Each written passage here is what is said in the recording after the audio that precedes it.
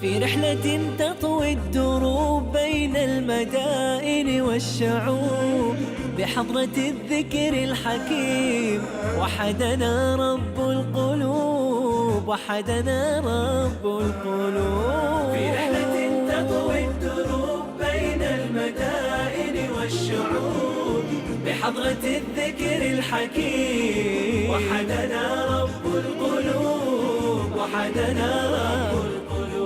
ولحفظ آيات الكتاب قد أتينا كل باب نمضي على درب الصواب من قبل أن تجلو الخطوب، من قبل أن تجلو الخطوب. في رحلة تطوي الدروب بين المدائن والشعوب.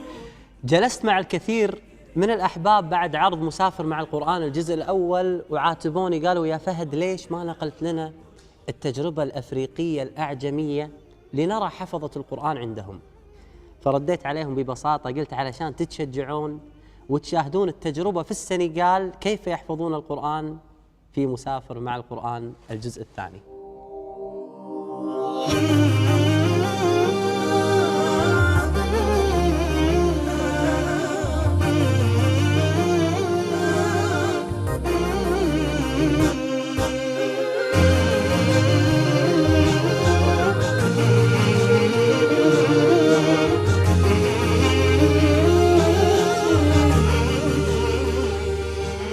نحن الآن في هذا المكان الجميل الرائع العظيم الذي يبين خلق الله سبحانه وتعالى في السنغال، في البحيرة الوردية. انظر إلى هذا اللون الجميل الرائع، ما شاء الله تبارك الرحمن. مستغربين والله، تبارك الرحمن، فعلا هذا خلق الله، هذا خلق الله.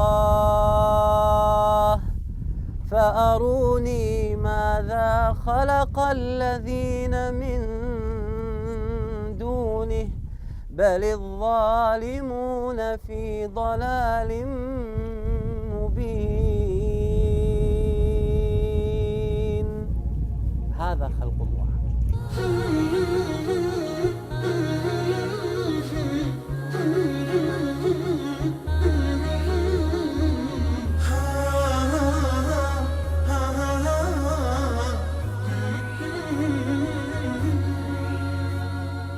من الأسباب المهمة والوسائل المهمة التي بإذن الله تعيننا أن نتدبر كلام الله سبحانه وتعالى هو سبب مهم فعلا، هو حياة القلب مع القرآن. بعض الناس يسأل يقول سالم إيش علاقة القلب بتدبر القرآن وقراءة القرآن؟ تعالوا معي خلنا نتأمل بعض الآيات اللي الله سبحانه وتعالى وكأنه ينصح عباده المؤمنين والمسلمين أن يتدبروا هذا القرآن بقلوبهم. يقول الله سبحانه وتعالى في سورة قاف: إن في ذلك لذكرى لمن كان له قلب أو ألقى السمع وهو شهيد. إن في ذلك لذكرى، القرآن لمن كان له قلب. الآية الأخرى التي ذكرت في سورة الشعراء، الآيات العظيمة، يقول الله سبحانه وتعالى: وإنه لتنزيل رب العالمين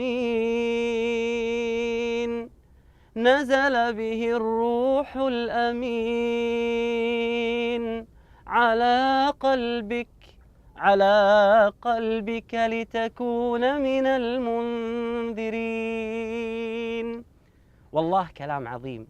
والآية الأخرى تدل على أن المقصود الأعظم من هذا القرآن هو تدبر القرآن له.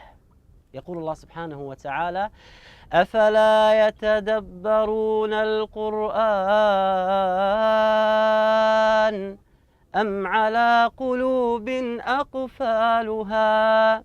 إذا تدبرنا القرآن حق التدبر اطمأن القلب وانشرح القلب. إذا لم نتدبر القرآن هذا كلام واضح، إلا قفل القلب، خلاص لم يخشع فقفل. ويبين الله سبحانه وتعالى إذا تأملنا أنه كأنه يبين أن للقلب أقفال وليس قفل واحد، يعني خلاص يغلق هذا القلب إذا لم يتدبر كلام الله سبحانه وتعالى. فمن الأسباب المهمة والرئيسية التي بإذن الله تعيننا أن نتدبر هذا الكلام العظيم هي حياة القلب مع هذا القرآن الكريم.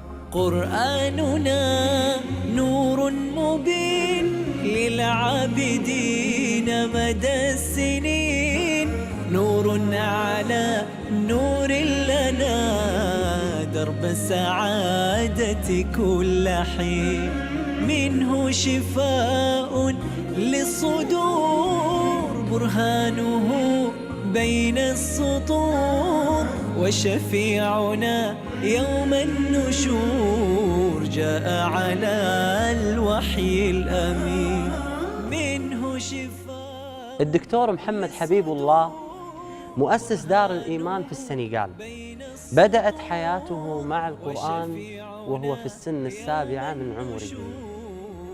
كنا نبدأ بداية متواضعة بسيطة، حيث أننا نأخذ الألواح الخشبية ويكتب لنا الوالد عليها حروف الهجاء، فنبدأ بأسم أ-لا هي بهذه الطريقة ما شاء الله، إلى إلى أن أصبحت أقرأ قراءة متواضعة كذلك، وكنت أحفظ لكنه حفظ بسيط لم يثبت حتى اختتمت على هذه الطريقة بعد 3 سنوات تقريبا. كانت البساطة في حياتنا هنالك، يعني ننام على الفراش أو على الأرض أحيانا، يعني كنا في الليل نوقد الخشب يعني موقدا، وهو الذي كان نقوم بحفظ القرآن عليه. لا توجد أنوار، ولكن الأنوار التي تحفظون بها في الألواح نجمع الخشب، تجمعون الخشب ثم نوقدها في الليل ونشعلها ثم نلف حولها، ومن هنا نستطيع أن نقرأ وبصعوبة كبيرة. بين البرايا كم شدا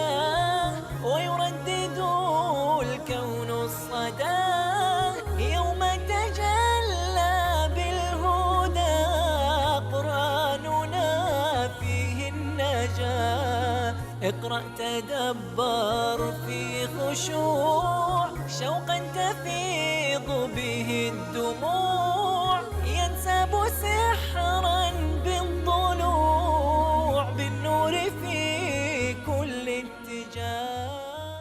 ثم ذهبت إلى موريتانيا، ومن هناك كملت حفظي وتعلمت في معهد الدراسات القرآنية بنوكشوط. نعم. وبعد تخرجي في هذا المعهد حاولت حتى وفقني الله سبحانه وتعالى بالذهاب إلى المملكة العربية السعودية والالتحاق بالجامعة الإسلامية في المعهد الثانوي. ما شاء الله. حيث درست المرحلة الثانوية ثم المرحلة الجامعية إلى أن وفقني الله للحصول على الدكتوراه. تأسست مدرسة دار الإيمان عام 1997 حيث تخرج الشيخ من الجامعة الإسلامية في المدينة المنورة على نظام المدارس الداخلية، حيث يبيت الطلبة كلهم في هذه المدرسة القرآنية. في البداية كانت صعوبات كبيرة في الحقيقة، لأنه من قلة ذات اليد، لكن الله سبحانه وتعالى بما من به علينا استأجرت شقة صغيرة جدا ممكن من غرفتين وصال صغير. فسجلنا 4 من البنات، لأن الناس لم يقبلوا على المشروع لأنهم لا يعرفون أهدافه ولا مدعه.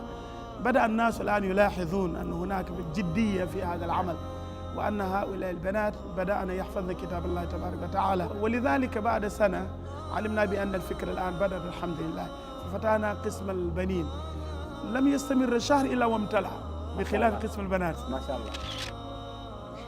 من الجميل أن الدكتور محمد حبيب الله شاهد برنامج مسافر مع القرآن الأول، فحدث نفسه فقال: لماذا لا يزور فريق مسافر مع القرآن السنغال كي يطلعوا على تجاربنا القرآنية؟ فشاء المولى عز وجل أن نتصل عليه فنخبره أننا سنأتي ونطلع على تجربته القرآنية في مدرسته. لما شاهدت هذا البرنامج الجميل والرائع جدا والمبدع كنت أفرح كثيرا، وكنت أنادي زوجتي وطلابي وطالباتي كلنا نشاهد هذا البرنامج، فهذا في الحقيقة شجعنا كثيرا نحن على هذا العمل. فزدنا جهدا على جهد وحيوية على حيوية، وبذلنا أقصى ما نملك، وما علمنا أن الله سبحانه وتعالى قد كتب بأنكم سوف تزورنا في هذا البلد في السنغال والله حتى يجمعنا الله سبحانه وتعالى في مثل هذه اللقاءات الطيبة الجميلة. أسأل الله أن يجمعنا في الفردوس الأعلى أنتم والفريق الطيب الذي معكم ومن وراءكم من كل الإخوة.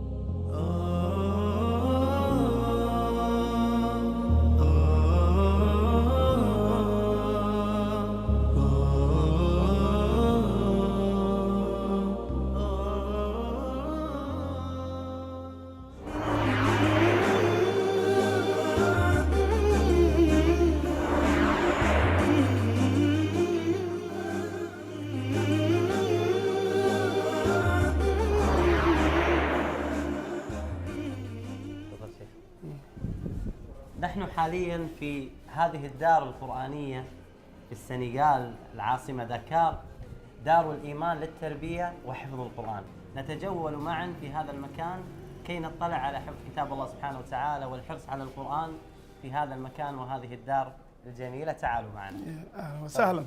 بدأنا نسمع نعم الأصوات أصوات الحفظ. أننا اقتربنا إلى القرآن الحمد لله إن شاء الله. ما شاء الله تبارك الرحمن، ما شاء الله ما شاء الله ما شاء الله ما شاء الله. هذه الأجواء القرآنية الجميلة. الحمد لله رب العالمين الذي شيء يثبت الصدر حقيقة. والله الحمد لله. هذا اللبس نعم الموحد أنتم تعملون هذا؟ نعم نحن نعمله هنا في داخل المعهد لأنه نريد أن يكون متساويا في كل شيء ومتساويا في كل شيء حتى في اللبس. لا تشعر الواحدة أنها هي أفضل من أختها باعتبار أن الأولياء متفاوتون في الرزق، لكن نريد أن تكون روح التربية واحدة عندهم. نعم ما شاء الله.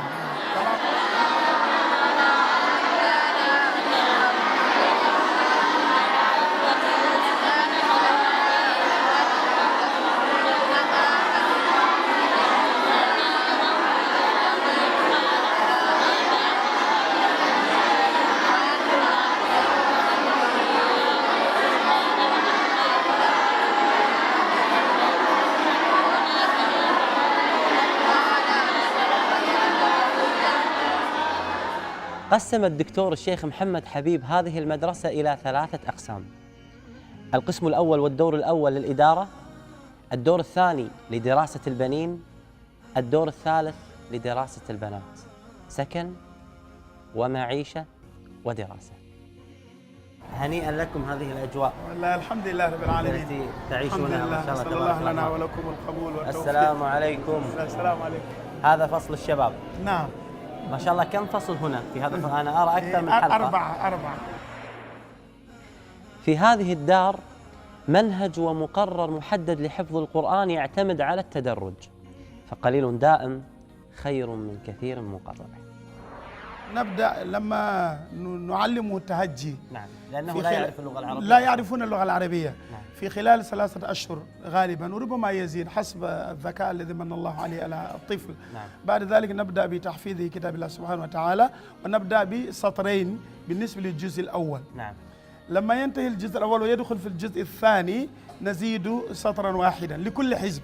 نعم. ثم لما يدخل في الحزب في الجزء الثالث مثلا نعم. نعطيه 5. نعم. بمعنى أن المعدل في كل حزب جديد يزيد نعم. سطرا واحدا. نعم. نعم، إلى أن يصل إلى ربع القرآن الذي هو سورة ياسين. نعم. هناك يكتب صفحة نعم. من مصحف المدينة النبوية. نعم. هذا المعروف، إلى أن يصل إلى سورة مريم. نعم. ثم يبدأ يكتب يعني يأخذ الدرس الجديد اليومي ثمن الحزب. نعم. وهكذا إلى أن يصل إلى سورة البقرة. ومنهم من يلمزك في الصدقات فإن أعطوا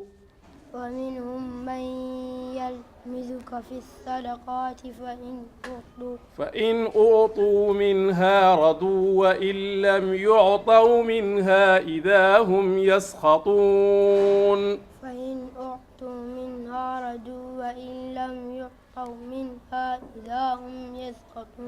طالب كم يراجع في اليوم؟ نعم، في البداية يراجع جزئين. نعم. إلى أن يصل إلى 3 أجزاء في اليوم. نعم. الله يبسط الرزق لمن يشاء ويقدر وفرحوا بالحياة الدنيا وما الحياة الدنيا في الآخرة إلا متاع ويقول الذين كفروا لولا أنزل عليه آية من ربه قل إن الله يضل من يشاء ويهدي إليه من أناب الذين آمنوا وتطمئن قلوبهم بذكر الله ألا بذكر الله تطمئن القلوب. بارك الله فيكم يا شباب، بارك الله فيكم، بارك الله فيكم يا شيخ على هذه الجهود الطيبة. يعرفون يلعبون كرة القدم؟ نعم. تعرفون تلعبون كرة القدم؟ نعم. تعرفون؟ نعم. سأتحداكم. كانت أيام جميلة، وأهم شيء في هذه الأيام أني سجلت فيهم هدف.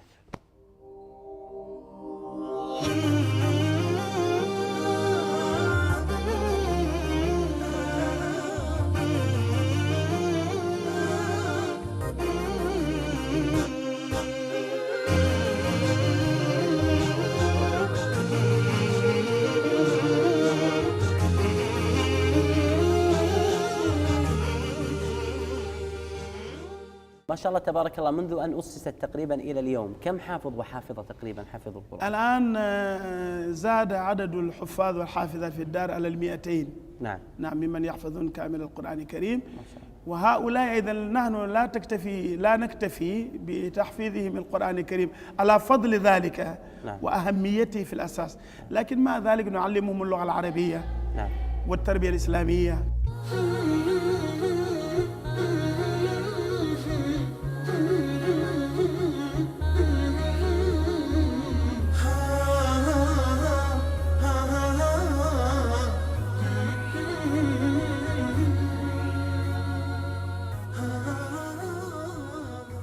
التقيت مع نماذج كثيرة من حفظة القرآن في دار الإيمان. هؤلاء حفظة القرآن حفظوا كلمة كلمة من القرآن من الفاتحة إلى الناس، بالرغم من ذلك هم لا يتكلمون كلمة واحدة في اللغة العربية. بدأت بحفظ القرآن سنة 2004. كم كان عمرك؟ 6 سنوات. ما شاء الله 6 سنوات. ومتى حفظت القرآن؟ كم كان عمرك؟ حفظت القرآن 2007 وعمري 9 سنوات. ما شاء الله تبارك الرحمن. وهو لا يعرف اللغة العربية، خلال 3 سنوات حفظ القرآن الكريم كاملا. والشيخ محمود ليس حافظا فقط، بل هو من المتقنين لحفظ كتاب الله عز وجل. أسأل الله سبحانه وتعالى أن يبارك فيه. والآن كم عمرك ما شاء الله؟ 14. ما شاء الله تبارك الله. جاهز أن نسألك في الاختبار؟ نعم. ما شاء الله. وإذا أنعمنا على الإنسان أعرض ونأى بجانبه وإذا مسه الشر فذو دعاء عريض. قل أرأيتم إن كان من عند الله ثم كفرتم به من أضل ممن هو في شقاق بعيد. سنريهم آياتنا في الآفاق وفي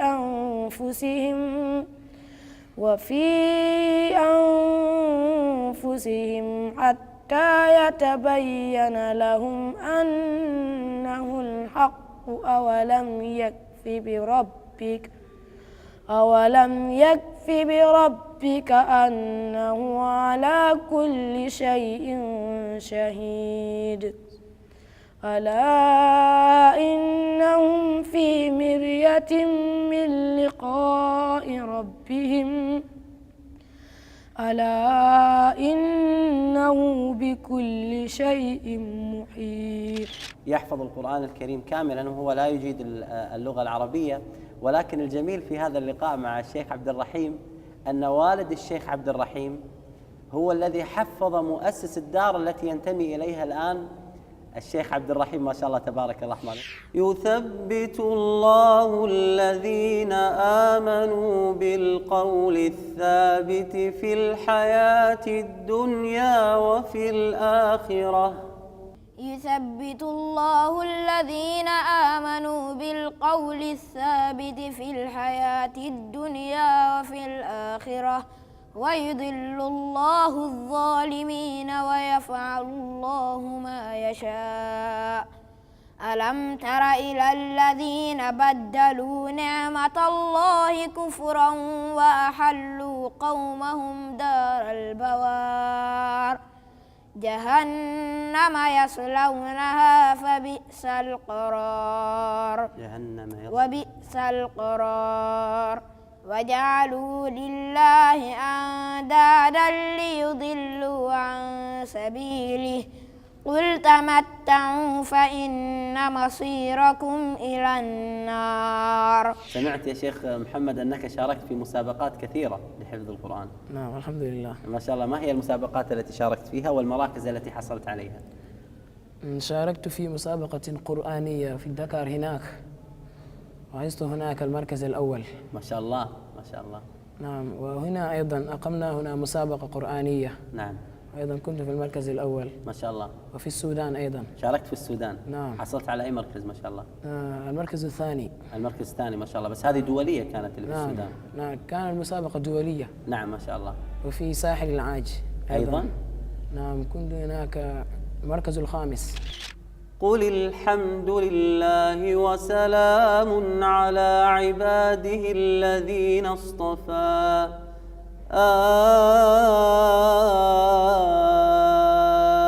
الله خير أما يشركون. أمن خلق السماوات والأرض وأنزل لكم من السماء ماء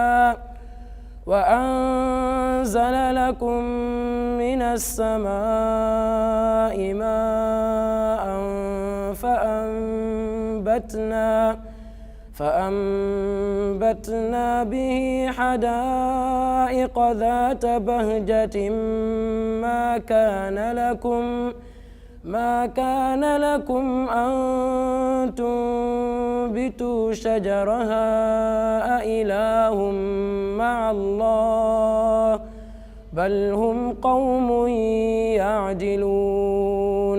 عبر الروح حين يفوح وباب الخير لي مفتوح فيه يبوح فيض الروح عريج العشق بين الدور. عبر الروح حين يفوح وباب الخير لي مفتوح فيه يبوح فيض الروح عريج العشق بين الدور. نطوف برحلة القرآن دروب الخير والأوطان وتسمو غاية الدنيا لكي نلقى رضا الرحمن. نطوف برحلة القرآن دروب الخير والأوطان وتسمو غاية الدنيا لكي نلقى رضا الرحمن.